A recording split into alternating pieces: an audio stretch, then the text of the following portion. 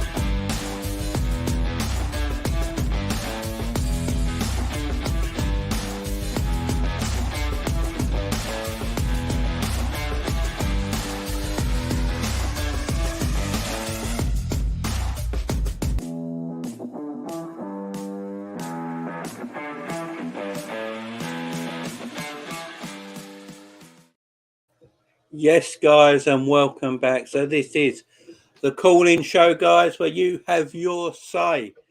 So I'll open up the phone lines in 1 second, guys. What's a game of football we just witnessed? Liverpool 2, Manchester City 2, the same in the first game of the season. These two teams cannot be separated. Win, lose or draw. We're here again today for the call-in show for you guys to have your say on the biggest match of the season. I don't know why I pressed that. So I'll just get you guys in, guys, because that's not hanging about. I want you guys in. So the link is in the chat, guys. If you want to come in, use the link in the chat. Come in. Let me know what you thought of the game today. Who was your man of the match? Where was the game lost or won or drawn for us in the end? We drew the game, obviously. Everything like that, guys. Let me know, guys. Call in now. Let me know what you thought of this game, Chris Welch. Well, what a game. Absolutely breathtaking. I'm glad that it's over. Otherwise, I would have needed a defibrillator. Poor first half from us. Better second half. Race to the finish now. I'll take a point or always big ask to beat City. I'll take a draw day. So, guys, get yourselves in. Guys, open forum. Everyone come in. Let me know what you thought of the game today. Where you thought the game was drawn for Liverpool. Where you think Man City played well. Who was your man of the match? We've got Orest in the house. How you doing, fella? You all right? Yeah, man, not too bad. What about yourself? I'm tired. Tired. Yeah. Good game, man. I did watch the whole 9 minutes. Good game, to be fair, but I feel like it could have been more if you guys were more clinical. But good game from a neutral perspective, yeah.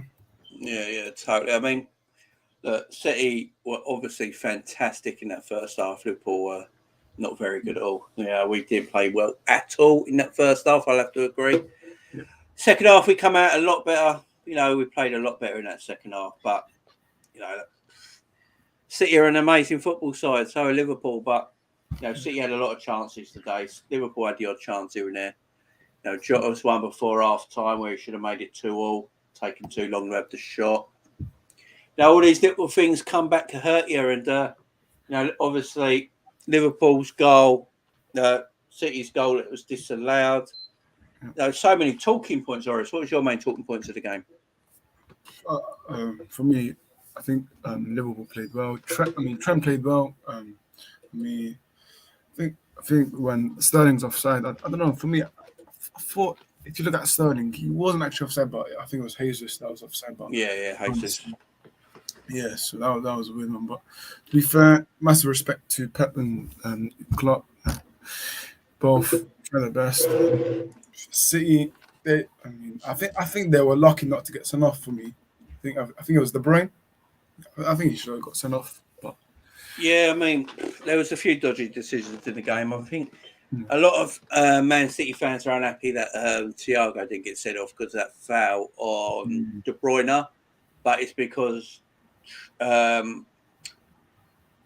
he got fouled. Thiago got fouled first. They gave the free kick, and then he went into De Bruyne. So that's why there was no card for that. Obviously, Thiago had a few. I've got to say myself, he got away with a bit. So did Fabinho. Like De Bruyne had some bad tackles in the game. Yeah. I mean, he had 2 or 3 that he got away with, and then eventually got his booking. So it evens itself out a little bit, but it was just an immense game of football for me. It was. For me, De Bruyne was man of the match. I thought De Bruyne was fantastic today. He ran the midfield for Manchester City, and he's a tremendous footballer. And up top for us, I think Salah, he's not scoring goals, but he played well. I think he's got 2 assists in that game, didn't he? So, at the end of the day, he's getting assists. He's still playing well, Salah. Mane was excellent today when he went through the middle. Jota got his goal, but his hold-up play ain't the best. First half performance, you've got to give Man City, without a doubt. Like Data says here, first half performance was shocking at the most crucial time. Liverpool can't play like that again. Second half was much improved. But I think it still could have been better, but happy with the draw. Yeah, I mean, the draw at the end of the day, 0-0. It's not... Yeah, it's 2-2, sorry, not 0-0. I wish it was 0-0. My heart wouldn't be bad. But 2-2 at the end of the day, like the first game of the season. But obviously, the draw don't help Liverpool. It's still 1 point difference. City do have the easier running from now till the end of the season. So, what's your thoughts, fella? Let me know your thoughts. Yeah, for me, I think this draw. I think for me as a neutral fan, I think that's bad for Liverpool fans. For me, I think a draw is actually bad for Liverpool fans. But your next game is an easy win, which is us. I know that's going to be easy win for you guys, but it is what it is because we're shitting it. So, but yeah, I think if you look at it right now, I think City, I think they're favourites now. For me, I think if you're the one, then things can change. But I think City are favourites now. Looking at the fixtures, but is what it is. I think a draw is actually a bad result for you guys, but I don't know what you think. So Gary here says Liverpool have to take their chances. Yeah, exactly. I mean, Jota, he had the chance to. I think it was a chance just before half time to go 2-2. Henderson puts him through, and he delays and he delays and he delays, and then eventually gets his shot out. But before he can get his shot out, he gets challenged. So little things like that. I think City took basically the chances they had, apart from Mahrez right at the end, blowing his chance over the bar. It's just City's first half. Liverpool should have been down and out in that first half for me. Liverpool were terrible that first half. Go back and watch the video. You see me going mad. I was going balmy. I almost turned the computer off. I did watch the watch along. Yeah, I did. And that first, I would say, Man City. We paid too much respect to Man City. We stayed off the ball. We let them do what they wanted in the midfield. And in the second half, obviously, Klopp got into them at half time, and that didn't happen. We were much, much better in the second half. Daniel, man, how are you? Hope you're well. What a brilliant game of football it was. It was tremendous. These two teams. I've seen it many times for a team that has easier games left, but the easier games can often be the most difficult. That is true. It's true. I'm going to get City's. Let's get the fixtures up, actually. Let's get the fixtures up. What teams have got left? So let's do this. So Liverpool have got. Let's share the screen. Anyone else wants to call in, guys? I'll put the link in the chat again. This is for you guys to have your say. You don't have to be a Liverpool City supporter, like Oris Man United fan. Anyone can come in and have their say in the game. There's the link, guys. So just go on the link, come in, have your say, guys. You're more than welcome. Right, sharing the screen. That's what I was doing. Right, let's have a look. So these are Liverpool's remaining games. Right, hang on. This is not Liverpool's remaining games. Hang on. Let me get a Liverpool. Right, right. So let's get to this. This is the stats for today's game. So, can you all see that okay? I hope you can. I'll make it a little bit bigger because it's a bit smooth. There we go. So, team stats. So, 11 shots for Man City, 6 shots for Liverpool, 4 on target for Liverpool, 5 on target for City. So, it's a good conversion rate for both teams. Possession was 55% and 45%. Passes 555, 493. Pass accuracy was almost identical, 85 to 8%. 11 fouls for Liverpool, 9 for City. 4 yellow cards for Liverpool, 1 for City, no red cards. 5 offsides for City, 2 for Liverpool. 4 corners to 1. And there we are, as we see the standings as well. So there's the league. There is the league position right now. Manchester City on top, 31 games played, 23 wins, 5 draws, 3 losses. 22, 7 and 2 for Liverpool. Liverpool scored 79 goals, conceded 22. Man City have scored 72, conceded 20. I mean, the goal difference, 52 and 57, is mental, and 74 and 73 points. I mean, it's absolutely insane. Absolutely insane what these two teams are doing. Fabinho was lucky to stay on after that challenge, and Silva was not great at all. Yeah, I said earlier, I mean, there were some challenges today. I think from both sides. I think Kevin De Bruyne was a little lucky today as well. I think Kevin De Bruyne was a little lucky. He had 3 bad fouls that he got away with. And he said just before. Whoa, Sabiri. Sabiri in the house. You there, Sabiri?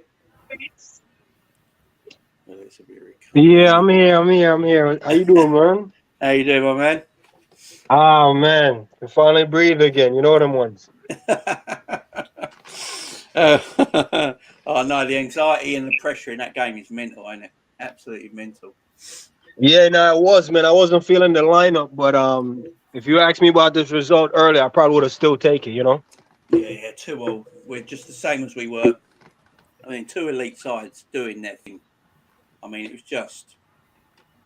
was an incredible game to watch. And, you know, our first half performance of Beery was just all over the place, wasn't it? It weren't great at all. It was, but you can tell Klopp went into him. He went German on them at half time. There's no doubt about it. And got into him. And we come out in that second half. Was you a bit happy with the second half of performance of Beery? I was more happy when Jota came off. I don't think he should have started the game, to be honest, but I want you man's opinion on it. The guy is clinical in front of goal, but has no build-up play, no tackles, no range of passing. No, not for this game. That's like a counter-attack kind of player where he just comes on, counter-attack, boom, finishes it. Yeah. No, I agree. I'm seeing Robinson wide open, and he's like misplaced the pass, 5-yard pass, nowhere. No, I agree with you. Look, I've said it a while for Jota. I absolutely love the kid. He's a great finisher. He's that, you know, he's great in the air. He's great in the box, but his hold-up play, as you say, you know, it's not great. And as you see with Mane, when he came into the middle, when Jota went off, Mane's hold-up play was far, far better. Far better. Yeah, no, I totally agree. And that's why I kind of wanted Bobby to play, because Bobby will drop out on the right or on the left at times and give like Salah through the middle. And I don't see that from Jota, and he stays up the pitch too far. You see when Mane went through the middle, he's making tackle on the edge of the 18-yard box. Yeah, totally. Yeah. You seen Mane making tackles through the middle. How many tackles did Jota get today in the game? I don't see any. So I'm not trying to bash him. I appreciate his contribution at the other end. But there's more to football and Klopp's system than putting the ball in the back of the net. Like the build-up play, the hold-up play, the link-up play. It's a lot more to it than just a guy who can stick it in the back of the net. I mean, you're basically Divock Origi at that point. No, yeah, you got a point. Yeah, I mean, you're just a more clinical Divock Origi at that point. So that's kind of how I feel about him now. But he's good. He's great, power dribbler. But his passing, man, is woeful. Yeah. But overall, I enjoyed the second half. The first half was I couldn't really get into it. Everybody and their grandmother was calling me. I mean, texts, messages, people just checking in, not even football fans. No. Decided to check in at 11:15 till the game was over. Everyone, hey, man, how you doing, man? I haven't talked in a while. Not right now. And I couldn't really get into the game. I had to, like, turn the phone off. Then at halftime, I kind of reached back out, and that's how I really got into the game. So I kind of was in and out in the first half. But overall, it was a good game. Very good game. I thought a few of our guys should have got some yellows. Glad they didn't. I think they were better. I think they were better than us. And if they would have won it 3-2, I wouldn't have any complaints. No, you can't. Exactly, you can't. I mean, these two teams. I think today what showed as well, these two teams. Oris, I'll let you go, man. I'll get someone else in, okay, fella? That's fine. I'll see you a bit later on, mate. Yeah, let's bring Edward in. Edward, you all right, my man? How's it going? How you going, fella? You all right? Yeah, not too bad. So, yeah, the fouls, Fabinho and Thiago, I think, got away with it a little bit today. Some of the fouls they were dishing out, I think they got away with it. I'm saying that Kevin De Bruyne was dishing out his fair for you fouls as well. But, this game, look, let's say that first half, I'm lucky I haven't got any heart problems because I think I almost died today. So that first half, me on my watch along, I don't know if my watch along will be copyrighted or monetized or anything, but I was going mad. We were terrible. I think we paid too much respect to Man City, Edward. What do you reckon? Perhaps. I mean, as I said, I wanted Firmino to start because I thought his link-up play is what we needed against Man City. Yeah, especially as you saw with Roger in the first half, he was at freedom of the pitch basically to do what he wanted. So that's why I wanted Firmino to start. I think this is Fabinho's worst performance for us since he joined, quite comfortably. Yeah, totally agree. And then you can see at half time Jurgen had a proper go at him because the way we come out in the second half was much better. As for going forward now, as I said to you previously, I still don't think this is like an 18-19 season where each team's going to win every game to now to the end of the season. I do see drop points for both teams going forward. I can see Man City dropping points at Wolves or West Ham. But equally, I can see us dropping points at home to Spurs if they play the way they're playing right now. Yeah, they are dangerous at the moment, aren't they? It's not over. We just got to continue fighting and see where it gets us. I totally agree. Zabiri, do you agree with them comments, my man? Oh, yeah, no, I think he's spot on. I want to ask you something, Edwards. Jim, you can chip in too.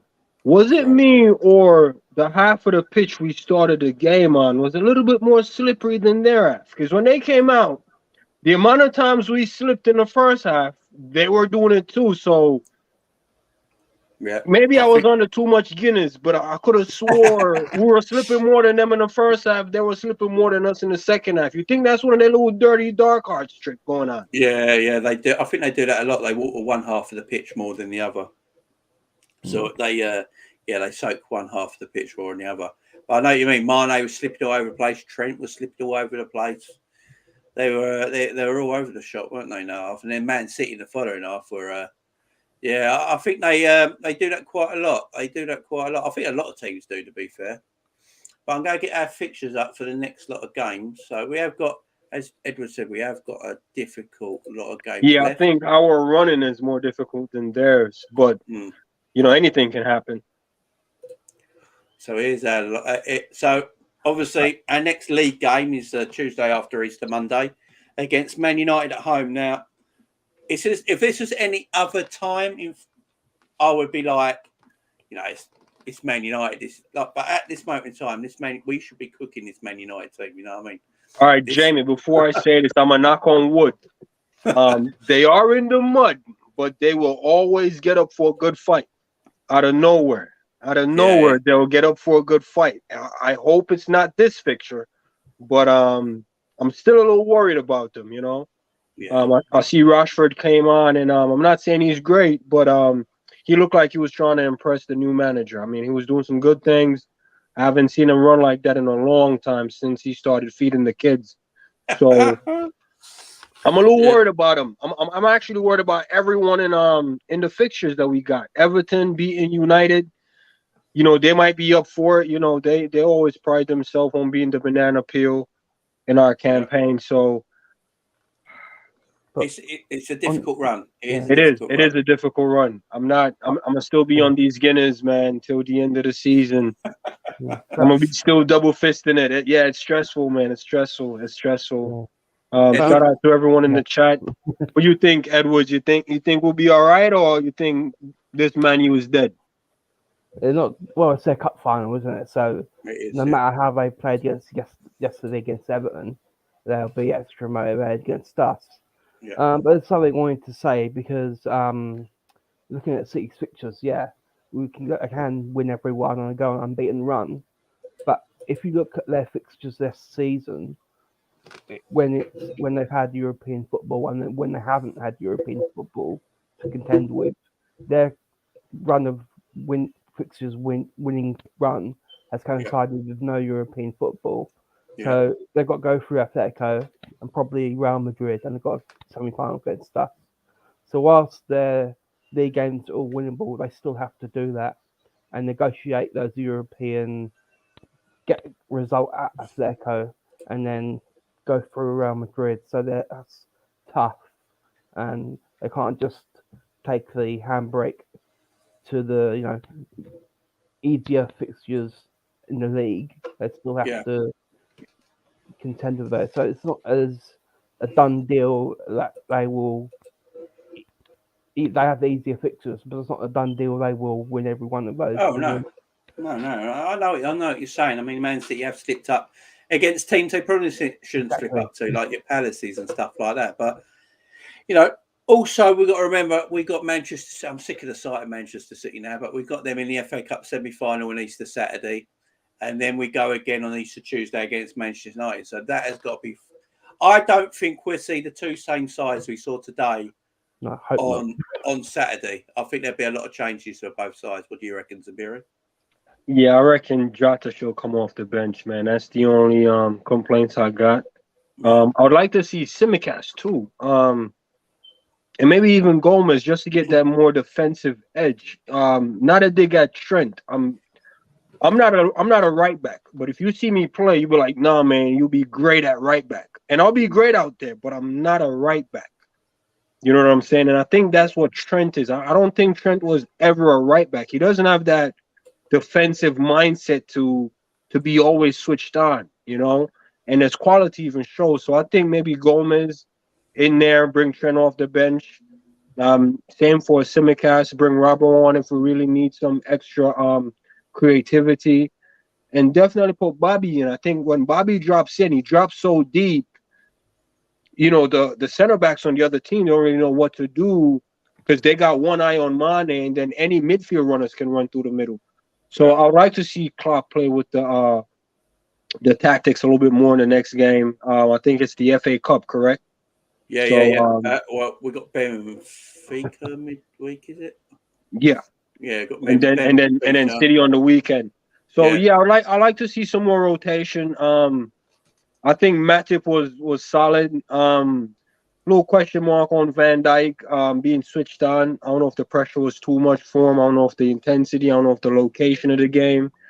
But I'd like to see maybe a Matip and Kanate or even a Van Dijk and Kanate on the next go round. I really like that Kanate kid, man. I think he's gonna be doing bits, So those are the four changes I'm looking for. I'll go with the same midfield. The midfield wasn't too bad. Besides the slipping, I think that's just down to the grass. So I think they'll be fine. No quarrels with the midfield. Put Jota on the bench, Bobby in, Gomez and Simi. I think that'll be good for the next fixture. As for the Benfica game, I really don't care who goes out there. As long as they don't overrun or play too much minutes, I'm fine. Yeah, I mean, that Benfica winning 3-1 has definitely helped us. I mean, they can take it a bit more easy in that game at Anfield. I mean, they're going to be exhausted after this game. This was a high energy team and high energy game, sorry. And so they will be a bit tired going into midweek. But with the FA Cup, like Sabiri says, I think we'll see changes from both sides. I mean, City have got to go to Atletico Madrid, where it's 1-0. It's not over, and we all know how Atletico Madrid play. They're going to make it horrible and nasty for Man City at their place. Yeah. So it's I think in the semi-final on Saturday we'll see a heck of a lot of changes. But Konate's a shout. I'd like to see Konate get some more minutes because most of Konate's minutes have come in Champions League football. So I'd like him to get a game in the FA Cup semis. It's the game, I think, if you ask Man City and Liverpool, they would say that's the game they wouldn't mind losing. The FA Cup semi-final with the Premier League still there, the Champions League still there. If you're going to lose one of these games for both teams, you'd probably say the FA Cup semi-final is the game you'd rather lose, Edward, would you say? Yeah, we've got, I'd say so, but with going into the Benfica game, we've got a good lead. So I'd actually rest both the fullbacks and the defenders, but separately. So I'd have Gomez and Robbo against Benfica, and in a City, I'd have Trent and Costas. And again, Konate and Gomez, give them game each in those two games.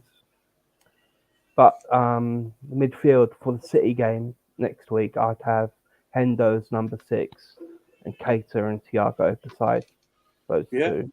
And I'd have Diaz, Bobby, and Salah up front. All right, good shout. I like that midfield. Yeah, that's a good shout, Edward. Good shout, my man. Let's just go through our remaining fixtures. So, obviously, this is just Premier League fixtures. So, before Man United, we've obviously got Benfica and bloody Manchester City again. Then we've got the Man United game on the Tuesday at 8 o'clock. Then Sunday the 24th, we're at home to Everton in the Merseyside derby. Then at Newcastle on the 30th of April. Hopefully, by then, Newcastle will be safe in the league and have nothing to play for, and that'll be an easier game. It's the early kickoff as well. Then for me, this is our hardest game left of the season. Don't know about you guys. For me, this is our hardest game left. The Spurs game at home on the 7th of May. Because Villa, Stevie ain't going to do anything here. Just let us cook them. And then Southampton and Wolves, I think we'll be fine. But I don't know about you guys. That Spurs game for our remaining fixtures is the one that worries me the most, Sabiri. I disagree. I think we can take them. Everton.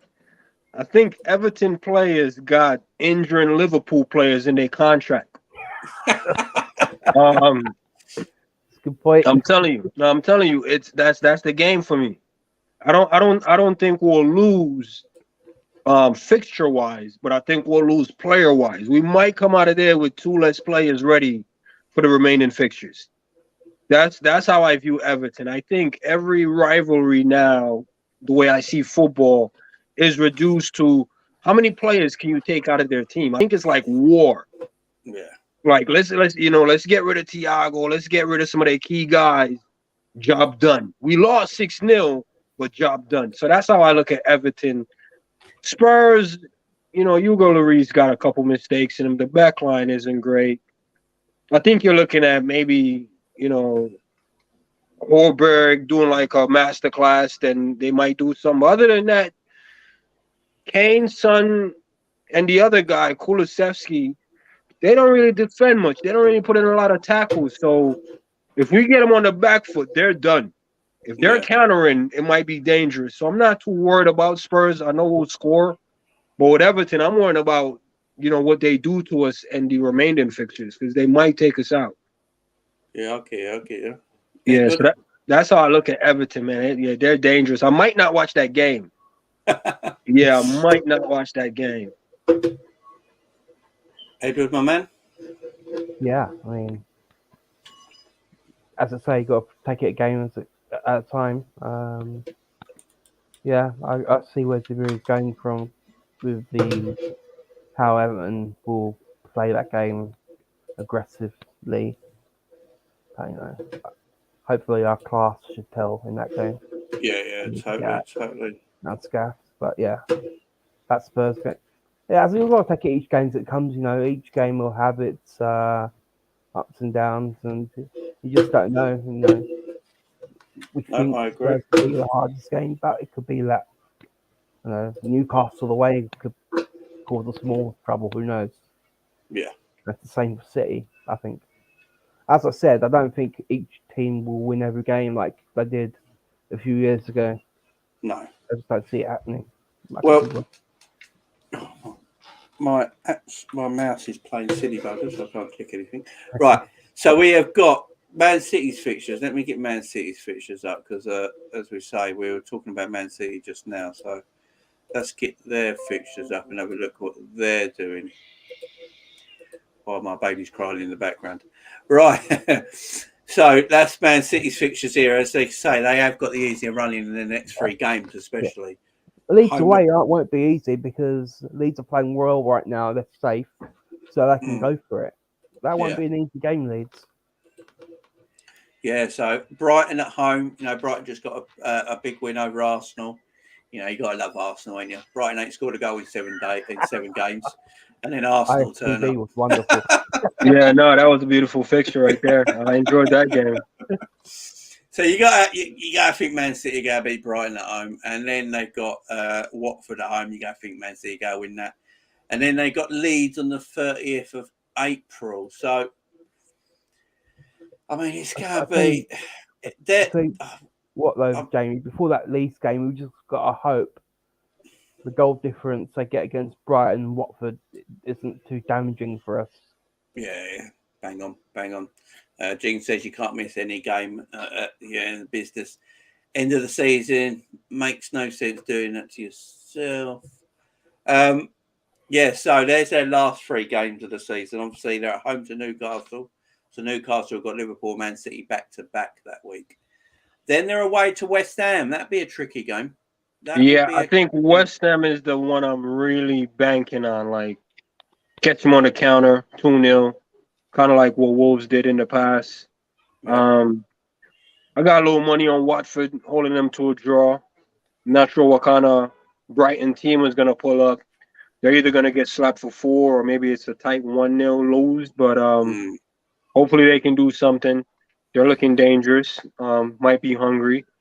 So the rest of them, Villa, they got a good 45 minutes. It's all about which 45 minutes they decide to turn up for. If they turn up for the beginning, they could be, leading 1-0 and then they lose 5-1 at the end. If they turn up for the second half, there could be a game in there. So might have to get a hold of Stevie G and tell him to reserve the press and the Gangnam style for the second half, Well, that City Villa game, because it could still be a 1-point difference going into the last game of the season, which would be crazy. And you got Villa against City, I think Liverpool against Wolves, and all the abuse that Stevie G's got for the last 10 or so years about him slipping over against Chelsea. If he and his team somehow it writes like a drama, don't it?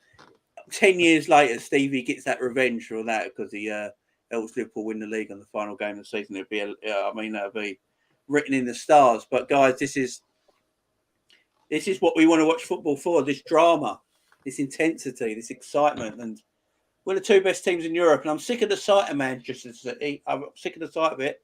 But I don't think we're going to see the last of them because I've said it for a while now. I think Liverpool, Man City will be the Champions League final as well. Got them in the FA Cup semi-final. I can't stand them. I've had enough of them. I can't stand seeing Foden's smirky, snidey face anymore. I can't be doing with it anymore. I can't be doing it anymore, guys. I don't know what broadcast you guys was watching. I was watching it on NBC, I think, through USA. Yeah. And they were saying Pep is really excited about what he's built and wouldn't mind signing like another 10-year deal. So I think if Klopp, is honest, we might get what I want. I think they both might die at the club. I think they took a step back and is just really loving what is happening because it's magical, man. Like, I've never seen 2 teams do this in any league. No. I mean, we'd have to go back to like the 80s, 70s, and 90s, and that's like even before my time. Yeah, I agree. I've never seen it on all fronts. I mean, one is going for the treble, one is going for the quad. The one that's going for the quad, if they lose, they're still in it for the treble. Yeah, exactly. I mean, that's magical. That's crazy to think like that, Edward. Yeah, I agree. So I mean, it's just I've said it along. I think Pep needs Klopp and Klopp needs Pep. I think it's the way it's like Batman needs Joker and Joker needs Batman. It's that same sort of thing. They can't live without each other. And they were saying it on Sky Sports as well over here. They were saying basically that Pep might sign a new contract for a few more years, and if that happens, if he signs first, I think Klopp re-signs with Liverpool because I don't think he wants to. I don't think he wants anyone to take over that mantle of trying to go against Pep Guardiola. I think only he can do it, and only Liverpool can do it. No other team is showing any bottle, are they, to bring up the challenge? Jamie, are you saying that we should thank Pep for coming to City? Because if Pep had stayed in Barcelona, you think maybe Jurgen would have been in Spain or something? I'm not sure. See, with Jurgen, Jurgen and Pep are very similar in the way they want to manage clubs in a way because, Klopp will manage. Klopp won't. I'll never see Jurgen Klopp managing a Real Madrid or a PSG. I just don't think that will ever happen. I don't think that's his sort of thing. He likes taking teams like a Dortmund and a Liverpool and making them great again and coaching and training. It's not just about the money for him, where Pep can only go to elite sides at the top of their. That's why he went to Bayern Munich, Barcelona, Man City. So when I look around Europe, where would Pep actually go apart from Manchester City? Maybe I don't see him in France because the French league's so easy. It'd be boring for him. He might go to Celtic. And then Klopp will go to Rangers, The Celtic and Rangers make the Scottish football mince. So them two guys, I just don't see where both of them go after Man City and Liverpool. This is my thing with Klopp and Pep. I just don't see. Yeah, they might go to international. International. Go international and just go at it with Spain and Germany for the next 4 or 8 years. That'd be nuts, wouldn't it? Or Brazil. Nuts. I think Pep wants man. I think Brazil wanted Pep too. I was hearing in the commentary. Yeah. Jesus Christ! You imagine Pep doing Brazilian players? It'd be game over, wouldn't it? But I'm going to get someone else on the stream now. Yep. All right, I'll see you. Yo. You can stay there if you want, my man. Okay. Let me go grab another Guinness. You get your Guinness. Savage, my man, how are you? What's up, brother? You good? Yeah, I'm doing well. Doing well. Sabira's got his telly on. Oh, that's me there. Got the camera on. Sabira's muted himself. He's all right. How are you doing, fella? How you been? I'm waiting for my heart rate to come back down before I came on. You know what I'm saying? I wanted to hear what the managers and the players were saying after the game before I jumped on, man. But yeah, I haven't seen that. What did they say? You can fill us in, my man. They interviewed Henderson. He was pretty honest about the game, to be honest.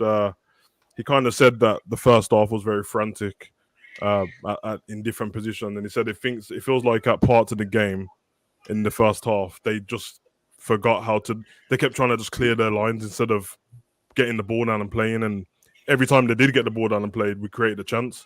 But it's City, and when they're at home and the fans are behind them, and they're moving at fast pace and stuff like that, the good teams put you under pressure like that. We do it to everyone at Anfield and force them into mistakes. So, man, it's kind of crazy. I'm proud of the boys in the second half, and you know what I mean, we could have been out of it easily because City can. We've had it before where they demolished us. But I don't know, man. I think today we've seen the best and worst of a lot of the players. So when we spoke in your show you did before, and I remember you gave a special shout out to Trent, and we were bigging him up for what he's good at and stuff like that. And we spoke about Carl Walker, and I think today you saw the best and worst of everyone because Trent for the goal with his assist was great, and he was started in the build up as well. And then Trent on Jesus' goal. I watched it back and it's very weird. I'm not sure if he's looking at the 3 players in front of him and is not paying attention to Jesus, otherwise from that I don't know, because the line he's looking down, he can see that every Liverpool player is even a little bit in front of him. Maybe Matip's heel, not. So I don't know if he's just paying attention to the last 3, but that's not a high line situation. That is clearing your lines, and you taught that as a kid. As soon as the goalkeeper gets the ball away or there's a clearance, everyone says get out. and he did, but he just stopped. Yeah. Now shout out to Jesus. He timed his run to perfection. Like when you watch it, it's literally like inches onside. And then obviously the other goal, unlucky because it took a deflection, hit the post. But I have to say, when you watch it back, Fabinho on that goal, it's laughable, to be honest. He gives away the foul for no reason. Him or Henderson don't stand on the free kick. They take the quick free kick.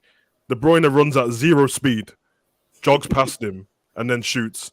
And the thing is, it's not the first time. So when I'm in the chat and stuff, and people are saying to me that you can't say Fabinho shouldn't have shot. I'm not saying that people aren't world class, but there's like world class teams throughout the years have certain situations when certain people don't play against certain teams. I.e., every time Manchester United had their great title-winning teams, Champions League winning teams, Kagawa played every game. Yeah. Park Ji-sung played every game. Like, without fail, in the Champions League, they were playing them. Fabinho turns really slow. And once you're past him, there's no recovery pace. So you saw it today a few times. And the other game that we drew in the season, Brentford, was his worst game. And he just let them run past him. So it's just a situation like that. I think it's horses for courses sometimes. You've just got to look at what players you've got, have a word with them, and just say, listen, in this game, you can't do that. But I get it, though. Klopp sees them every day in training, so of course he's going to trust what they do. But Man City were great, to be fair. So yeah, they were. I mean, that first half, Man City just... I thought we paid them a bit too much respect, though, for myself. Yeah, I think we stood off them too much at times, and you could see Klopp was animated on the touchline, saying, "Just get into them, start playing your way." Because when we come out in the second half, he obviously went German on their arse, and yeah, no, I definitely did. You can see that they come out in the second half, and we had more purpose about our game, and we were. No, and even Trent started to defend better in the second half, and he was getting himself in better positions. But like Daffy says, he was. You can say he was ball watching a little bit in that first half. He was ignoring the runners. And did you notice? We spoke before and we said that they'll target that side anyway. They always do against Trent. Yeah. And if you notice in the first half, they kept doing the same ball. So if they were trying to go down the right, but Robbo was stopping Kevin De Bruyne, so they'd hit it to Rodri or Bernardo Silva in centre mid, and they would do a diagonal ball every time over Trent's head, and he ball watches to the point where you can see him looking in the sky as the ball's going over his head. Yeah. And I'm like, Trent, you do know that Foden's at the end of that ball. Like, without fail, he's there. He's already made, he's going to pull it out every time. And what I said to you pre-match when we spoke about Trent, and I said, he's world-class. The only thing whatever annoys me about Trent is when he gets lazy in defending. You saw it today, like, second half, it's a choice. It's not capability anymore, because first half he chose not to. Second half, he chose to defend, and they couldn't do anything. And I noticed something today. I know that Henderson was getting a hard time, but like, if you watch the games back and just focus on both sides of the pitch, where on the left side, Thiago is in Henderson position, but on the left side, and he has Robbo and Mane. They help out properly. Like, they don't pretend to run around and tackle. They get stuck in. Mane tracks back. Salah does this thing where he pretends to, make myself look busy. But when he gets to the halfway line, he stops every time. Yeah. Or if he doesn't want to run, he'll drop into midfield and let Henderson do all the running. And then Trent needs to be covered by Henderson all the time. No wonder the man's tired. Oh, yeah. Yeah. Hey, you go to Savage. I got a question for you. Yeah, brother. In regards to the first goal. Yeah. Don't you think it's one of them cases like that Barcelona corner that Trent took? Like, there's moments in the game where you're like, all right, it's a foul, or all right, it's a throw-in. Yeah. We'll regroup. Yeah. And it happens so fast. I agree. It just completely catches you out. Yeah, I agree. I don't want to be too... I have to give them credit on that, because, like you said, standing over the ball, that's like common sense. But it happened so early in the game. Yeah. No one is even switched on like that. Like, I agree. I agree with you. I agree, because usually he took the free kick that quick and the ref was standing in the same spot. Usually the ref would put it back and go, nah, let me move out of the way. I think one of our guys was still getting up off the floor. Like, he wasn't even standing. He was even standing, you know. So when I saw it back, I'm like, man, that was so quick. I immediately think Barcelona corner, because that corner happened so fast. Yeah, because no one knew what was happening on that corner. Yeah, after the game, when I watched Klopp's interview, just he said the guy asked him what did he say to them at halftime, and he said that all he'd done is he showed them the video of the goal that we scored, and basically said like when we get the ball down and play, we can hurt them. And he was basically saying like there was things that he was saying to the guys to like try and regroup after there's a fast situation, fast scenario in play. But he said that he realized that to be fair to the team, Man City move around that quick that he said as soon as we regrouped, Man City would play the ball in behind. And he said he's never seen Man City play so many balls in behind, which is true. That I've never seen them. De Bruyne, every time we got the ball, was sliding it through, which means we had no time to regroup, no time to chill, to get our breath back and stuff. So it is a masterclass from Pep, to be honest. But you could see he was disappointed himself. Pep knows, man. It's if that was at Anfield, we would have won the game. Yeah, I agree. I mean, what I think I like me and Sabiri were saying about Jota earlier. I love Jota. He's a goal scorer. He does say no one of our other front threes do. He's that like fox in the box type player, and he's that predator. But his hold-up play is disastrous. It's not. His hold-up play is not good enough. And the problem is when we play Man City, when the front three don't hold the ball up well enough, what Man City would do, they were bypassing our midfield, as you say, straight away. With the long ball over the top, and they were straight on our back four within 100%. Seconds. So there was the midfield couldn't do anything about it anyway because they were taking out of the game. And you know, in that second half, we came out with a bit more purpose about us, got a bit tighter, a bit higher up the pitch, and we weren't playing so wide. We came in a bit more narrow, and I think that helped us out a little bit. And then, you know, Jota, as soon as Mane went into that number 9 position, our hold-up play up front was far better. Way better. You could see the difference straight away. So, yeah, where people like you're saying with your Fabinho's and all that, these are world-class footballers, but in certain games at certain times, 100%. they maybe not be the right player for that game. Yeah, like if we played against Leeds, if we were playing against Leeds at full strength, and Fabinho might not be the one to play against, they'll just run past him. Yeah. It's just little things. It doesn't mean anything it doesn't mean there's anything wrong with you. To be world-class doesn't mean that you're like you can't make any mistakes or you can't have any different. Like De Bruyne is not perfect, but he knows. Like all I saw today is very smart. If you notice that, forget how the formation looks when the game starts. De Bruyne doesn't have a position. He doesn't have one. He just does what he wants. Yeah. Exactly. And Rodri is happy to just take up that spot. And they're like, okay, we'll take this spot up, and you go and do what you want to do. And when you give him any time on the ball, you know what I mean. It's a hard one to be honest, but. I do agree that we had to go for it, which left the gaps in behind. Yeah. Any other game we would have took our time with it and stuff, but I guess it's what it is, isn't it, man? I told you before anyway. I don't believe that. I didn't believe that this would be the game. I thought that both of us are capable of losing or losing points, and I believe that Man City will drop points before the end of the season. But at this point, if it stays like this to the end, I have to hats off to Man City, and it was our own fault. I won't look back at the Man City game. I'll look back at the Brentford game and the Chelsea game when it was 2-0 up. Stuff where we could have easily prevented the Brighton game. So yeah, exactly. It's like Jake says, it's about making the right technical adjustments. Right. Yeah, no, I agree with that comment. I agree with that comment because 100%. Even with the Rodri stuff, if you think about it in hindsight now, with Jota, he would have taken advantage of that Rodri slot. Where I think Bobby would definitely do that. That's instinctively. Yeah. And it would have kept Rodri in check. And that would have loosened up the formation a little bit. But yeah, KDB, man, I don't know where he was playing. He was everywhere. Yeah, he didn't. Yeah. And he was only doing it because Rodri allowed him to. And Rodri's only doing that because Jota is allowing him to. Yep. And as far as I don't want to come at Jota. I seem like I am. But I think he does the fake press. I think Jota is straight fake press. He does. He'll run down and then just stop. I've watched him and I don't see him making any tackles. I like Mane. Mane is my favorite player.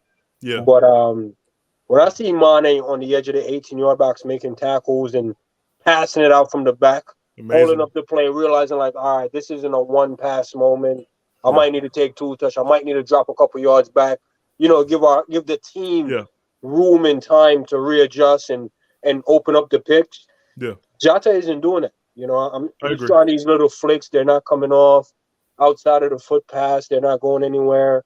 Yeah. And he's just strictly a fox in a box. And I think he needs a guy behind him, like a Minamino or a Firmino, somebody Agreed. that's a little bit more techie Yeah. to complement him staying up the pitch. Yeah. Yeah, no, I I agree. 100% agree. And I that's agree why I with be with your formation, Jamie, with that 4-2-3-1, because that would give, Jota the time to just stay up the pitch and the number 10, Yeah, the position to really work that Rodri space. Yeah. yeah. But I'm not a coach. What do I know, man? Yeah, I was gonna ask you guys in it because I don't know if anyone's played football at a certain level, and I played football at semi-pro level, and I've done coaching and stuff as well. Yeah. And like little basic things in it, but usually when you play a high line or any line, in fact, even if it's just an offside trap, you normally have one guy in your defense who marshals the line. They run the line. Everyone can't have their own line because it's all jig-jagged. No. I'm guessing in ours it's Virgil because he looks so angry when someone's messed the line up. He looks very mad. Like, I've told you guys in training on my line, which I think that's where Trent messed up today a little bit. But I don't know. I can see it's every time it's on Virgil's line, and usually if it's on Virgil's line, the person's offside. Right? Yeah. No, you're right. I'm not a defender. I'm a DM. Yeah. But the system we play in college, I'll do the Fabinho role. I have more pace than Fabinho. I'm like an engine, box to box. Yeah. But I play DM, and what the coach asked me to do is like hold the line as the DM. Yeah. So I'll ask the two defenders to come where I'm at, and then we'll have the Murad and fullbacks that go forward. So I'm really the line, but I'm the DM. So we always play high line. Yeah. So I like seeing Liverpool doing the high line, but it's the way the other players complement that. Yeah. So Fab drops in, and Fab is the line.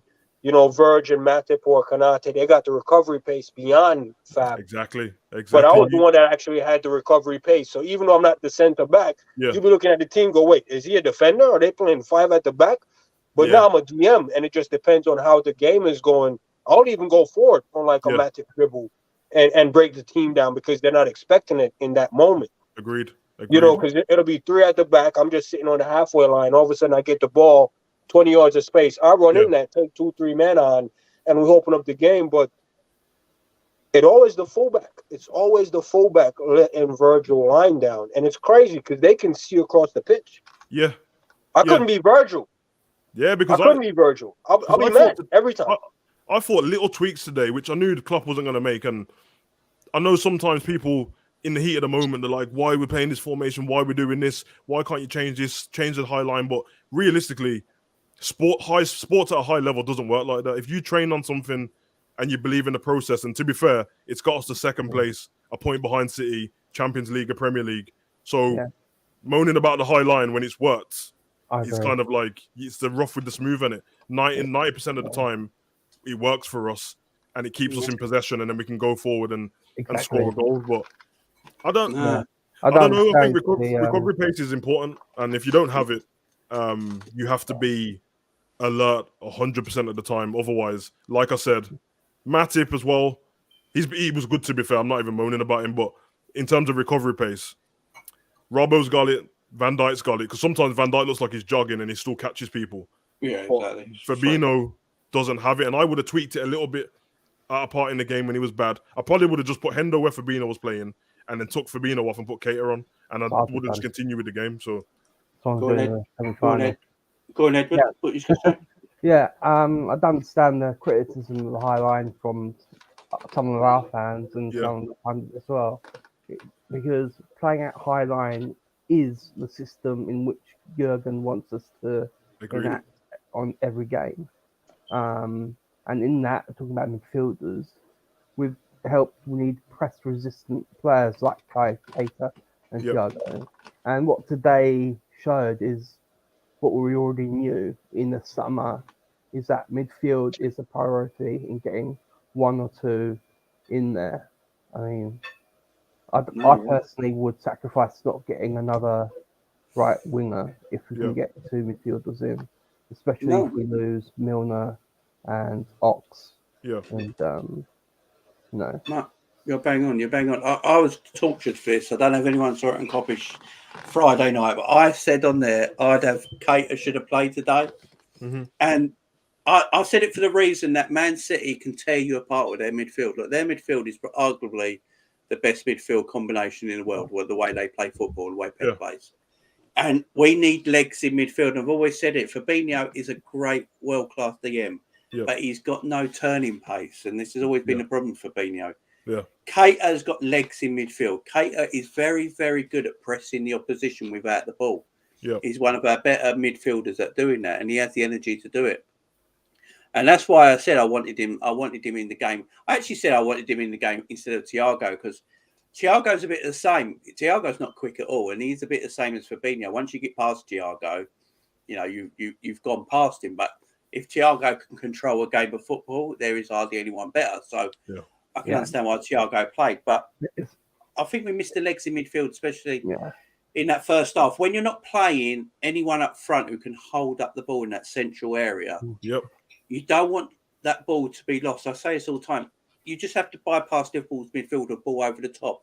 Because we play that high line, and I love the high line. I'm not one of these fans that don't like. I love the high line. High risk, high reward football is how it should be played. But if you're playing that way, and the ball goes over the top, you're right and you're straight on our back foot. So to do that, to counter that, you need someone up top who can hold the ball. You need glue up front, and the glue was Bobby. That's what Bobby does. That's his game. Bobby drops deep. And also it stops Rodri doing anything as well. Because he would have been on Rodri all the time. So as soon as Rodri got the ball, Bobby would have been into him all the time, no matter what. And Bobby don't mind giving a foul away. Bobby's one of our forwards who doesn't mind actually giving fouls away. Because we don't do that enough. We don't do any of them, them little niggling fouls, horrible fouls that Man City do all the time. That's Man City's plan all the time. The little niggle, little tap. That's the way they break down play, and we don't do it. We're a bit. I always say we are a bit nice. I think we always lead the fair play leagues all the time, don't we? Yeah, we're leading it again this season. Yeah. We're too nice. We're too nice, guys. To that point, Jamie, I think now I got to give FSG credit and not just buying anyone. Yeah. You're not allowed to say that, Sabiri. You're not allowed to say that. No. All right. Let me land, and I'll see if you feel the same way. So there's a lot of good names and good players, and their quality, right? Yeah. But they're not necessarily the quality for the system. Exactly. So you look at a Thiago and a Fab, they're great at what they do. Yeah. But once you're past them, you're just past them. That's it. There's nothing left. That's done. Yeah.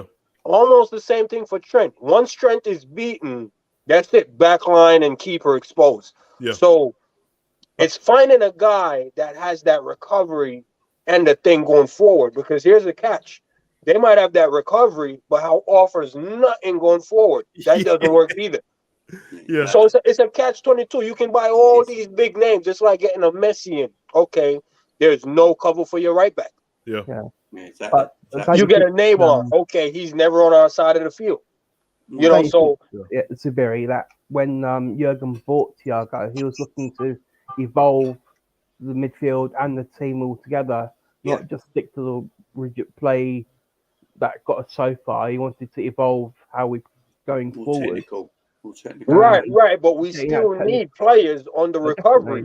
Not every team is going to sit back. That's why we need. That's why Conte, I think, is so lauded, because he has something going forward, and we don't have to talk about him running back. That guy's a machine. We basically need a 25-year-old Genie Wijnaldum in our team. There you go. Yeah, pretty much. Yeah. Hit it on the head. Genie, I think with Genie, a lot of Liverpool fans slag Genie off, but he did everything that was unseen. Oh, he was great. The stuff that is unseen is the stuff that helps you the most. But at the end of the day, when we're talking about all this, these problems seem to only consist when we play Manchester City. Exactly. And for the rest, we only play them twice in the season usually. So it might be 5 times this season. Yeah, I'm sick of the sight of them. They're probably sick of the sight of us, to be fair, as well. Yeah, I think what you said is correct about the recovery pace and stuff. And I feel like every great team has had a position where they've had to sacrifice that this person's not going to do this, but he's going to be so good going forward.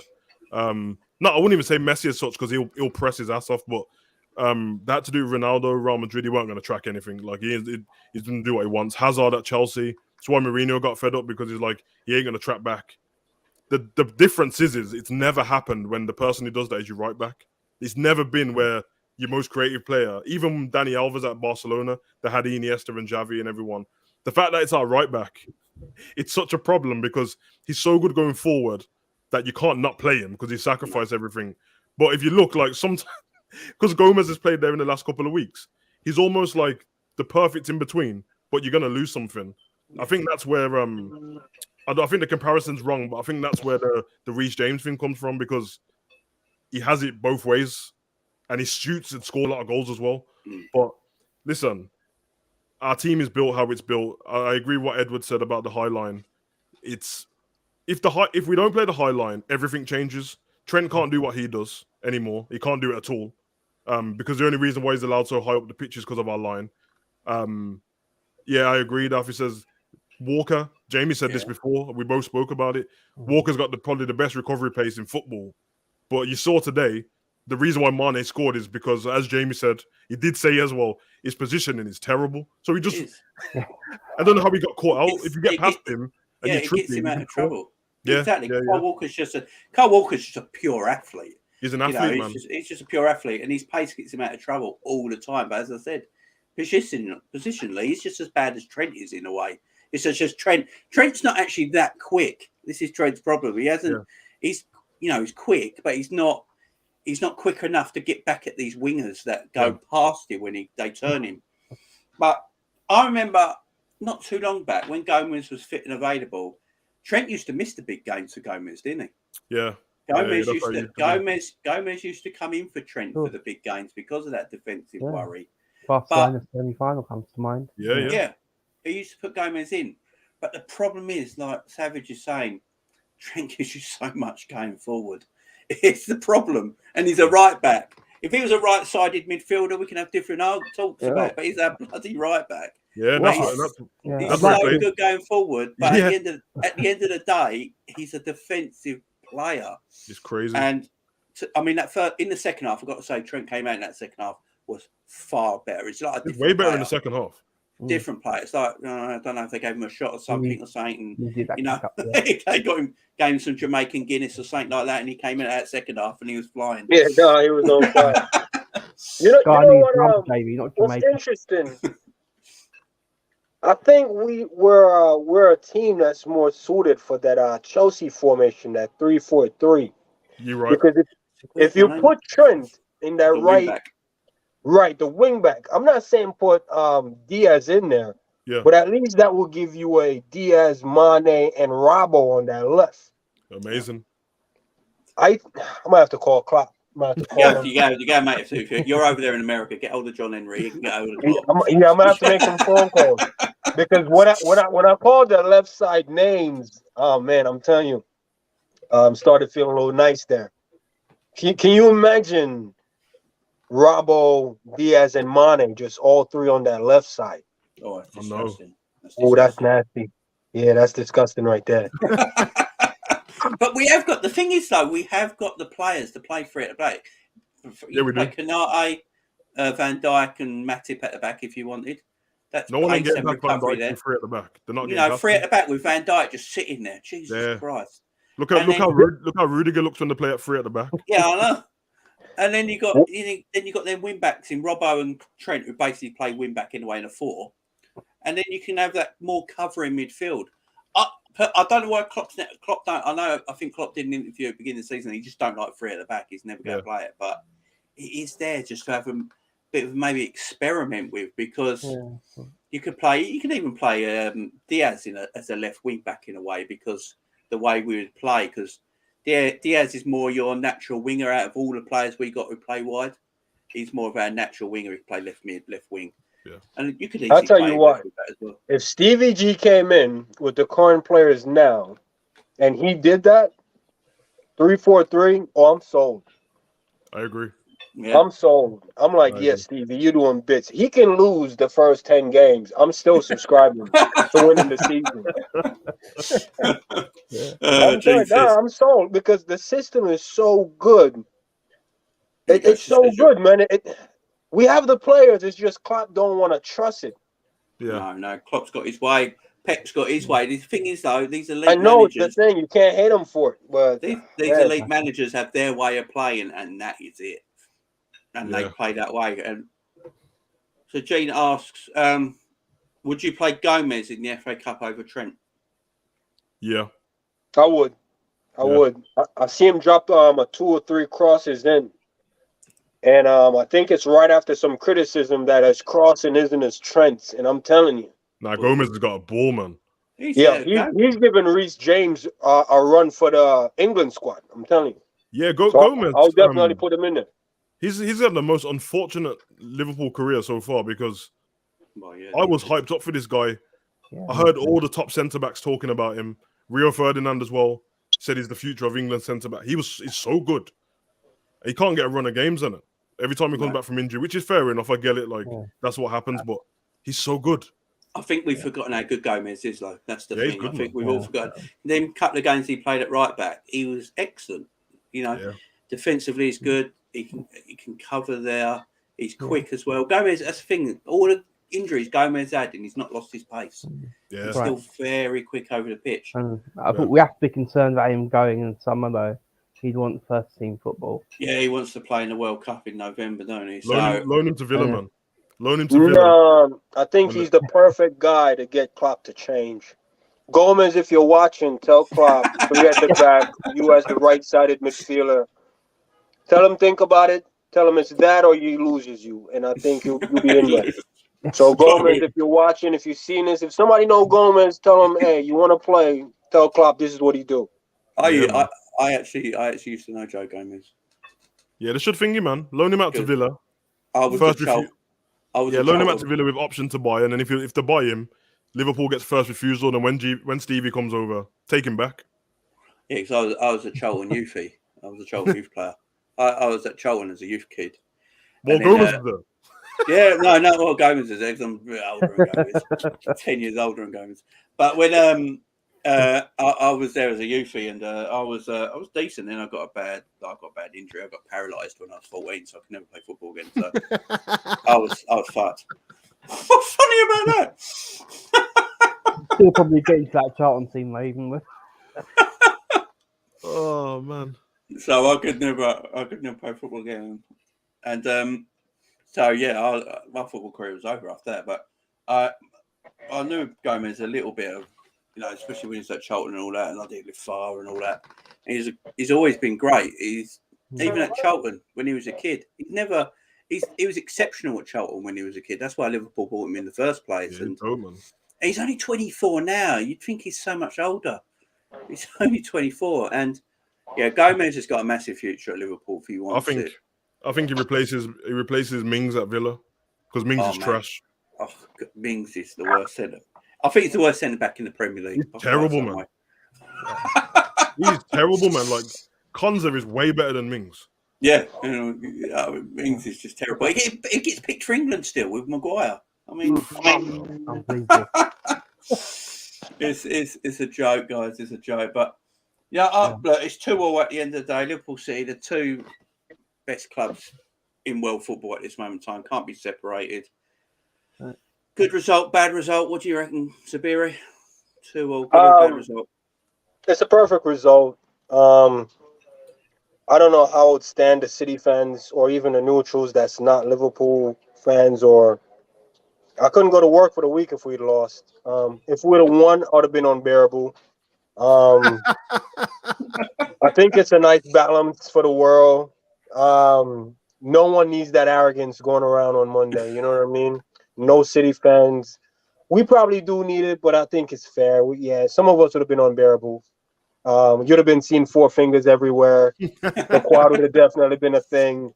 So, for just the sake of world peace, it's a great result. 2-2 at Anfield, 2-2 at the Etihad. Yeah. There you go. May the best man win. It's basically that. So that's how I feel about it. I'm satisfied. I'm glad I didn't get to be arrogant, so it's good. It's good. We'll take it. Saburi, UN ambassador there for peace. Savage, my man, what do you think of the score? I'm happy with the draw, man. Before the game, I thought we was going to win. When I saw the first 20 minutes, I'm always quite confident in Liverpool not losing, to be honest. But I do know that with Man City, there's always a turning point in the game where if you just let them score again, it's curtains. Then you're trying to stop 5-1s and stuff like that. So the fact that we came out the second half, scored after 40 seconds, the only thing I'm disappointed is that when we came out the second half, scored the way we was playing then, after 10 minutes we tailed off and then let them do their thing again. I thought go for their necks now. They looked rattled. So De Bruyne was doing mispaced passes and stuff like that. Sterling's runs wasn't working. Foden all of a sudden was like he was getting tackled by Salah and missing the ball. I was like, yo, don't go for them. But I get it. To be fair, we're away. And you know they will go to the end, Man City. If it was 3-2 to us with 2 minutes left, trust me, Man City is still going. Mahrez nearly scored at the end. Yeah. I'm happy with it. I thought this would what it would be before, and I said that I think that Man City will drop points for the rest of the season. Will we drop points? I don't know because we just played the best team. Yeah. Depends how we turn up on the day. I know that a lot of people are scared of Tottenham now because all of a sudden they've started scoring a couple of goals. But just remember, 3 weeks ago, Tottenham were winning one, losing one for 14 games in a row, just back to back. So their defense is trash. Ben Davies shouldn't be a footballer. I ain't worried about. He shouldn't be a footballer, man. He's stealing a living, bro. So I ain't worried about them too much. Everton, take out if Liverpool take out the emotion of the Everton game, it's a walkover. We should smash them and take out the emotion of the Man United game after how I seen them play yesterday.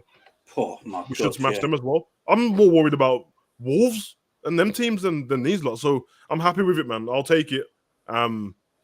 And we'll see what happens. And the best team will win at the end of the season. If we lose by 1 point again, it's going to kill me. But we've done our best to get it back. We had some stupid draws. Our team can't be perfect. And then on to the FA Cup and the Champions League, man. And I think we'll beat Man City in the FA Cup.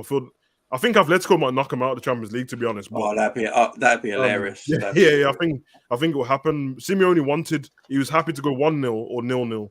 Oh, he celebrated a 1-0 loss. I've never seen a manager celebrate a 1-0 loss. I think I think Man City will rest more players in the FA Cup than we will. So it'll be interesting to see, man. But whatever happens, and it. Champions League, though, I really do believe that Liverpool win the Champions League. I thought it from the beginning of the season. We don't really lose games. It's very rare that we lose. So we'll see. Like you said, we played probably the best team in Europe today, and they still couldn't beat us. Yeah, I think so. Yeah, and it's so hard. It just shows that we've only lost 3 games in all competitions this season. Did you see the hug what Pep gave Klopp at the end? Yeah, I know. How hard he slapped his hand. Yeah. You know what that is, isn't it? That's that thing what you get when you're competitive with your homie, and you're like, I can't beat you, man. Yeah, You just have to give it him up, and you know they're gonna go and have a drink together after. People like to build this narrative between the managers that blah blah blah. When Klopp says he thinks Pep's the best, he means it. I'm telling you. And when the game's done, they go into the wine bar and that, they sit down, they talk. But the difference is like, I think Klopp just loves life, innit? He appreciates the fact that he's even a manager. Like, he's happy. Yeah. I'm telling you, Pep Guardiola is a psychopath, bro. This man doesn't stop thinking about football at any point, ever. No. Yeah, so I'm happy with it, man. We'll see what happens. I think he thinks about Klopp too, man. Yeah, he does. Did you see his face when Mane scored? I think he might even got like a little thing over his door. What would Klopp do? You know, then he was like, "Oh, Klopp's gonna do that, then I gotta do this." I think that's why he lost to Chelsea in that final. He was like, "What would Klopp do?" I think that's what he was doing. He definitely gets up at 3 a.m. in the morning, and his missus thinks he's going to make orange juice, and it's the tactic board. He's like, "Yo, I just thought of something. Rodri could play here."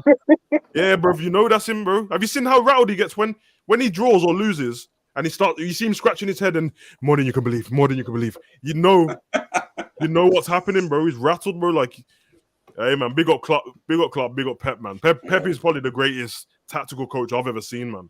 Yeah. Klopp's my favorite manager, and I think Klopp's the best manager there's ever been. Yeah, but totally. As a tactical coach, Pep, man.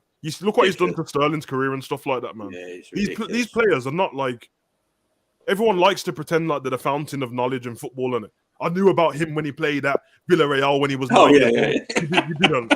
You didn't. But Pep will bring someone in, and all of a sudden, they are world. I didn't hear. I knew who Cancelo was before. I watched him play, but no one was talking about him being one of the best in the world, and Rodri and all these people. So big up to Pep, big up to Klopp. But we go again, man. Liverpool FC, man. You know the vibes, bro. If it's not a quad, it's a treble. I know that much. Let's go. Definitely. No quarrels. We'll take it. Yeah, man. Go on, Edward. You'll say, my man. Yeah, I just want to echo what the guys are saying. Going into the game today, it was, I think, we obviously wanted to win. After the first 10 minutes, it was, what's happening here? But what's happening here? So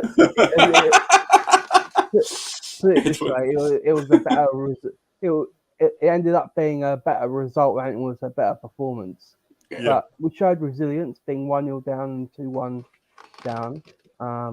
So that was good, and it showed we never give up. And as I said at the start, you've got to take each game as it comes. You know, even though on paper City have easier fixtures than we do, they've still got European football to contend with, harder fixtures in Europe, and just got to take each game as it comes. And I'll sign off with this. That Mahrez miss is going to end up being the Dembele moment miss at the Nou Camp in the semi-final against. Oh, shout by Edward. I like that. I like that. That could be. No, guys, this has been excellent. I've got to go now because my wife probably wants to spend some time with me tonight. Nah, big up to Lauren, man. Hey, Jamie, I love this stream that you're doing after, man. It's not the regular match review. This was Savage's gave me the idea for it yesterday. So hey, big up, Savage. That was you. Nah, man, I love this. I'm looking forward to more of this, man. After every single Liverpool match now till the end of the season, FA Cup, Premier League, Champions League, we'll have a call-in show after, guys. Always welcome, guys, all of you. I'm gonna start the petition, 3 at the back, and we move. You know. Yeah, let's sign it up. We'll sign it up over here and try and get it in Parliament as well. Guys, thank you very much for coming in today. Really appreciate it. It's been a great show. Big up everyone. Don't forget to like and subscribe to the channel and subscribe to Big up everyone, Savages as well. Follow everyone else on Twitter. Put all everything in the comments after, guys. Peace out, everyone. Thank you very much.